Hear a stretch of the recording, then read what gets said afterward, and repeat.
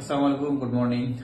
একটা ইম্পর্টেন্ট বিষয় নিয়ে আপনাদের সাথে কথা বলতে আসছি। আমাদের আজকের টপিক হচ্ছে কানাডার ক্যান প্লাস প্রোগ্রাম। সো আপনারা আসলে অনেকেই এই নামটার সাথে ইউজ টু, অনেকেই আসলে এই নামটার সাথে ইউজ টু না। সো ক্যান প্লাস প্রোগ্রামটা আসলে কি, যাদের আসলে ইউএস এর 5 ইয়ার্স মাল্টিপল ভ্যালিড ভিসা আছে, বা যারা লাস্ট 10 ইয়ার্স এর ভিতরে আসলে কানাডাতে আপনারা প্রিভিয়াসলি ট্রাভেল করেছেন, তাদের জন্য আসলে কানাডার এই ক্যান প্লাস প্রোগ্রামটা। তো এটার বেসিক্যালি বলার উদ্দেশ্য হচ্ছে কানাডাতে আসলে আপনার ক্যান প্লাস প্রোগ্রামের আন্ডারে যারা অ্যাপ্লাই করে তাদের মোটামুটি ভিসার রেশিও অলমোস্ট 90% এর অ্যাবভ। হ্যাঁ, আর ওদের খুবই লোয়ার ডকুমেন্ট লাগে, আপনার বেশি ডকুমেন্ট এখানে প্রয়োজন হয় না।